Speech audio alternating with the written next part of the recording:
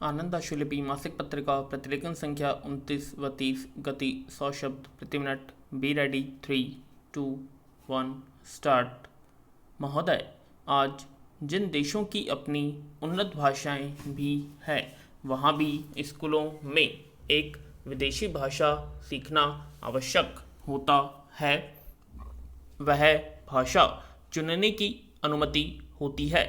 अंग्रेजी हो, फ्रेंच हो या जर्मन हो या कोई और हो, लेकिन हम वास्तव में क्या देखते हैं कि आजकल लोग चाहे रूस के हों चाहे दूसरे देशों के हो, अंग्रेजी ज़्यादा चुन रहे हैं।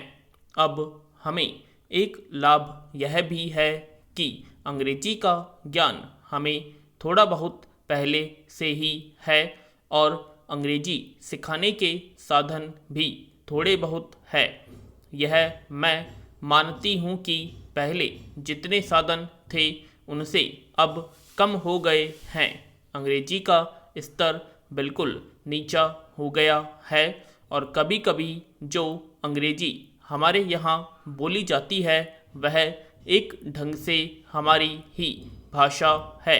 वह शायद किसी दूसरे देश में ठीक ठीक समझ में भी न आए, लेकिन यह सब होते हुए भी अंग्रेजी एक कड़ी है।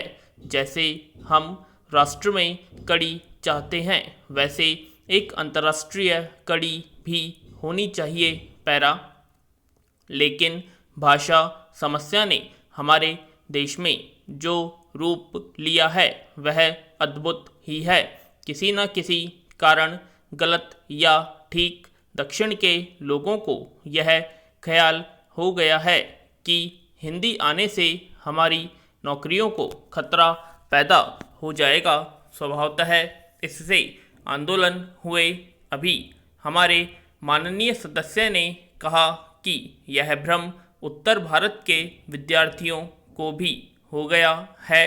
अब कोई रास्ता निकालना है जिससे कि यह भ्रम उनके मन से निकल जाए। अब वास्तविकता क्या है? वास्तविकता यह है कि अच्छी लगे चाहे नहीं, अंग्रेजी चल रही थी। हमने जब हिंदी को राजभाषा कहा तो उससे स्थिति बदली। अब जो हम यह संशोधन विधेयक ला रहे हैं इससे हिंदी राजभाषा बनी रहेगी।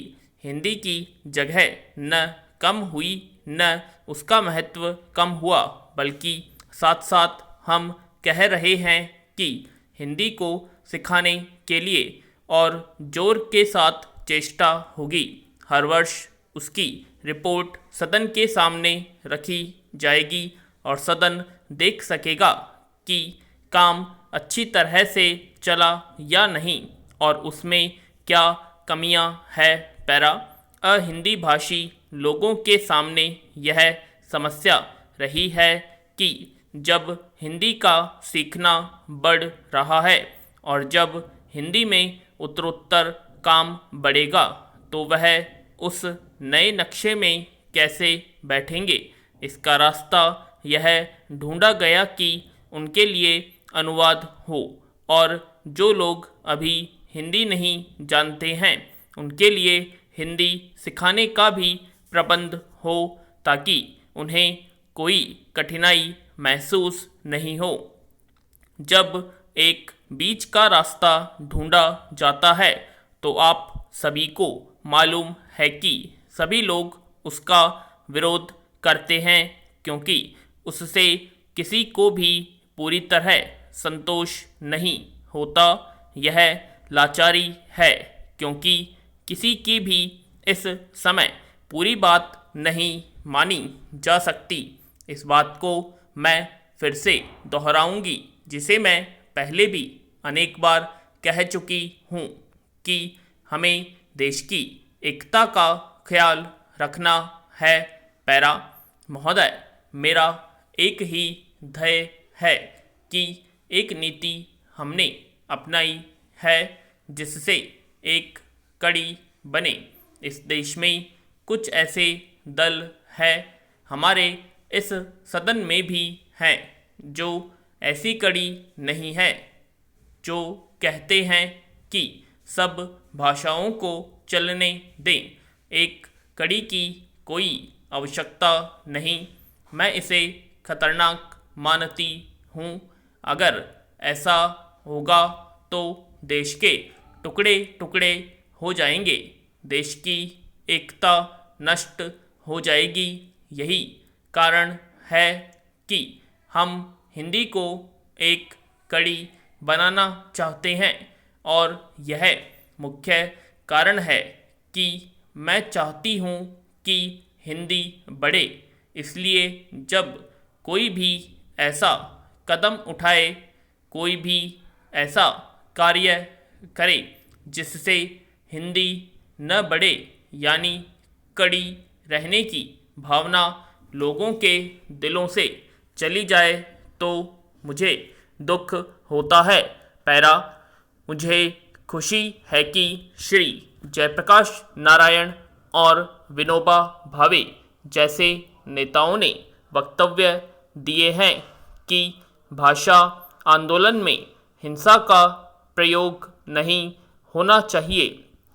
एक आश्चर्यजनक बात यह है कि बहुत से हमारे विद्यार्थी भाई जो साइन बोर्ड वगैरह पोत रहे हैं, जो अंग्रेजी के विरोध में बोल रहे हैं, वे स्वयं यह प्रचार अंग्रेजी में ही कर रहे हैं, हिंदी में नहीं कर रहे हैं।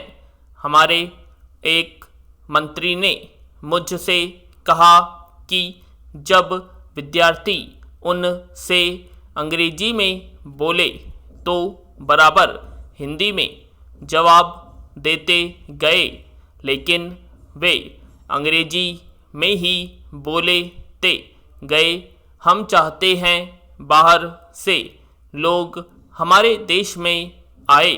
हम चाहते हैं कि पर्यटक हमारे देश में आएं, लेकिन जब अंग्रेजी के साइन बोर्ड को मिटाने जैसे आंदोलन हो तो इससे कोई सहायता मिलने वाली नहीं है।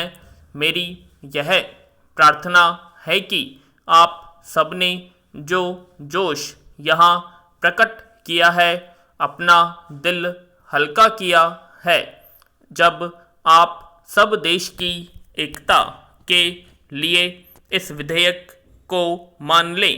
जब यह बिल पास हो जाएगा तो दक्षिण और दूसरे अहिंदी भाषी प्रांतों के लोगों के मन में से शंका निकल जाएगी। हम उन्हें कई वर्षों से आश्वासन दे रहे हैं, अब इसे और नहीं टाला जा सकता।